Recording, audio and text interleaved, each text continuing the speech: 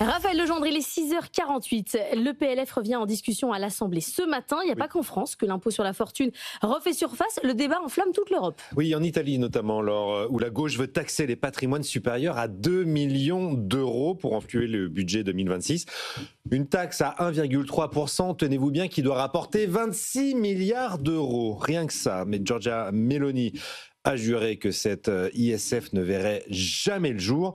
En effet, les Italiens restent traumatisés par la nuit du 9 au 10 juillet 1992, quand le gouvernement Amato avait prélevé sur tous les comptes bancaires du pays petite taxe de 0,6% pour répondre à la pression des marchés. À l'époque, ils s'étaient réveillés avec 0,6% d'épargne en moins.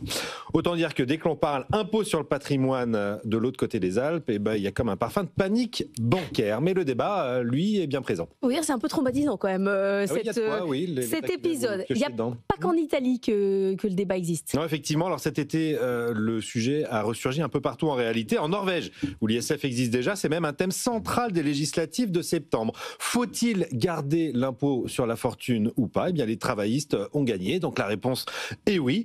Mais les grandes fortunes, elles, ont commencé à faire leurs valises là-bas, parce qu'entre 2022 et 2024, le durcissement du régime, qui est passé d'un taux de 0,85 à 1%, mais dès 150 000 euros, là-bas, c'est très bas, et de 1,1% au-delà de 1,7 million d'euros, la remontée du taux a provoqué le départ de centaines de millionnaires, et notamment l'un des plus grands entrepreneurs du pays. Alors, je ne sais pas si je vais réussir à le dire correctement. Allez-y. Mais c'est Kjell Inge Røkke qui représentait à lui seul 15 millions d'euros de recettes pour le fisc norvégien.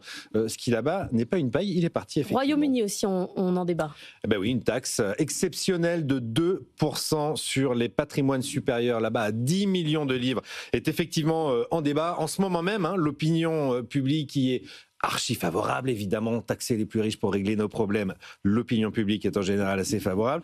La City, beaucoup moins. Alors, peu de chances que l'ISF perce en Grande-Bretagne. Mais le budget qui là-bas est attendu le 26 novembre pourrait inclure des ajustements sur l'héritage notamment. Et alors, dernier bastion, la Suisse. Et oui, même en Suisse, on y réfléchit. Le 30 novembre, les Helvètes voteront par référendum sur une taxe de 50% sur les successions supérieures à 50 millions de francs suisses et 54 millions d'euros. Encore une initiative des jeunes socialistes, cette fois-ci pour financer la transition climatique. Là-bas aussi, très peu de chances que ça passe en réalité. Le gouvernement fédéral a prévenu. Les fortunes mobiles ne sont pas attachées aux Alpes.